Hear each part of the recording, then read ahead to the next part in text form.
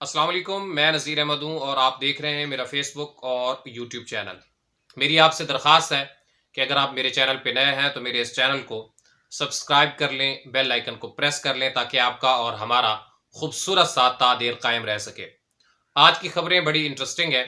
और 3 खबरें ऐसी हैं जो मैं आपके साथ शेयर करना चाह रहा हूँ। पहली बात तो ये है कि शहबाज गिल साहब की मेडिकल रिपोर्ट जो है वो मंजर-ए-आम पे आ चुकी है और डॉक्टर्स ने दमे का मरीज़ शहबाज गिल साहब को अपनी इब्तदाई मेडिकल रिपोर्ट के अंदर डिक्लेयर कर दिया है और जिस्म के मुख्तलिफ हिस्सों में बताया है कि शहबाज गिल साहब जो है वो दर्द महसूस कर रहे हैं, जो बड़ी एक क्वेश्चन रेजिंग बात है कि आखिर ऐसी क्या वजह है कि शहबाज गिल साहब जिस्म के मुख्तलिफ हिस्सों में दर्द महसूस कर रहे हैं। क्या उन पे तशद्दुद हुआ है और उस तशद्दुद की वजह से वो दर्द महसूस कर रहे हैं, ये भी एक बड़ी क्वेश्चन रेजिंग बात है।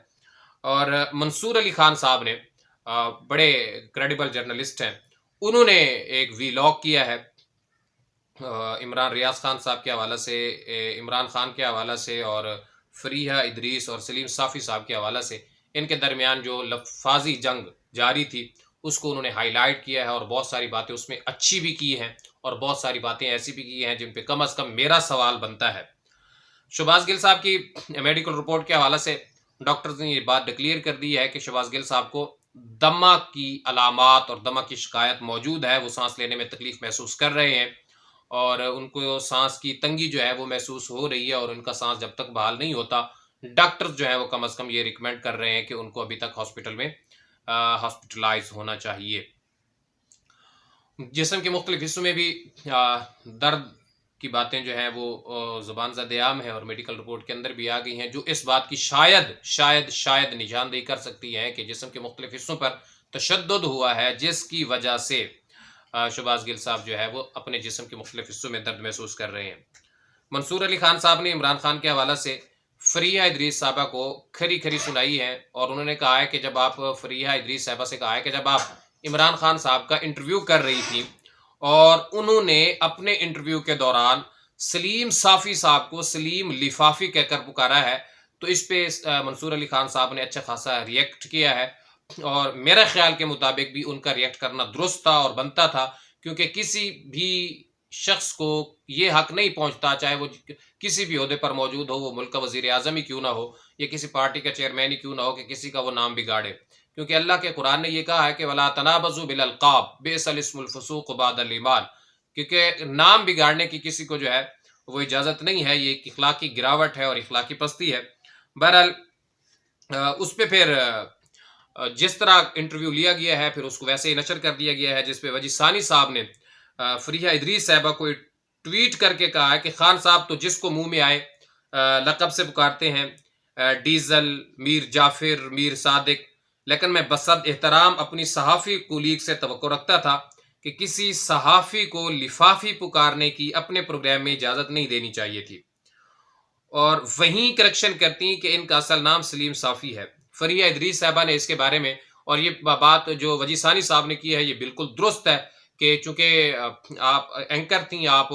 प्रोग्राम कर रही थीं, आप इंटरव्यू कर रही थीं, तो आपका ये हक बनता था कि आप फौरी तौर पर रिएक्ट करती और ये आपका जो आर्गूमेंट है कि आप बिल्कुल ठीक कह रहे हैं, लेकिन इस वक्त मेरी टीम मुझे ब्रेक पर जाने का कह रही थी, मैं वो हिस्सा नहीं सुन सकी और बाद में इंटरव्यू मुंतकिल हो चुका था और बहुत देर हो चुकी थी। सलीम साफ़ी काबिल एहतराम है, उनकी राय और तअस्सुब से इख्तलाफ पॉसिबल है, लेकिन वो करप्ट नहीं है। ये फरीहा इदरीस साहिबा ने अपने ट्वीट के अंदर जो है वो वजी सानी साहब के ट्वीट का जवाब दिया है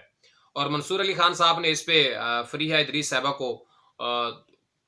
अच्छी खासी बातें सुनाई हैं और बहुत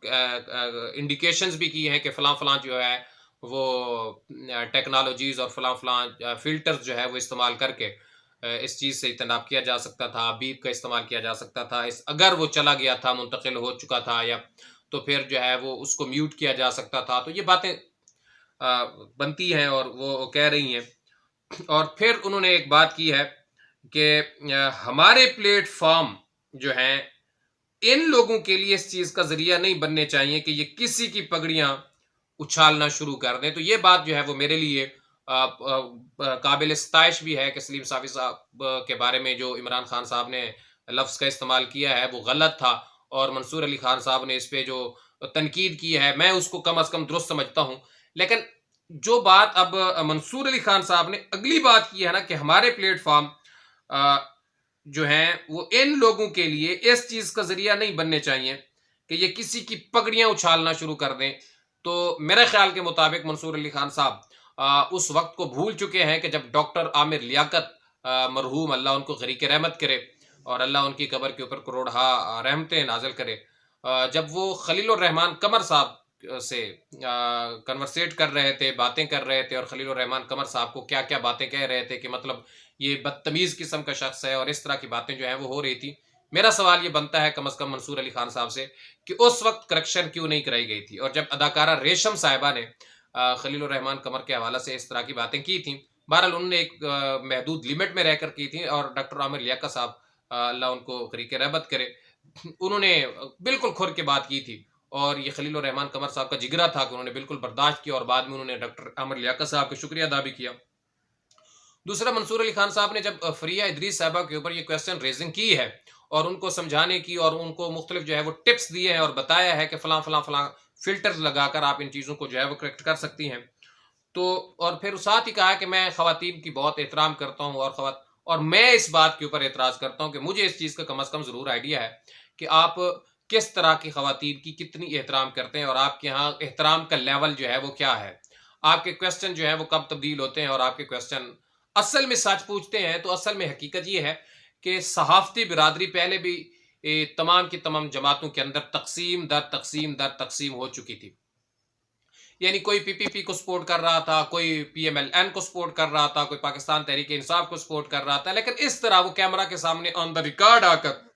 کسی بھی پارٹی کی مخالفت نہیں کرتے تھے، اور ان کے قول سے یہ بات بہت کم محسوس ہوتی تھی کہ وہ کسی پارٹی کو سپورٹ کر رہے ہیں. لیکن شومی قسمت سے ایک نیوٹرل ادارہ جس کو ہونا چاہیے تھا، بالکل نیوٹرل ہونا چاہیے تھا، وہ اب جو ہے وہ ڈیوائیڈ ہو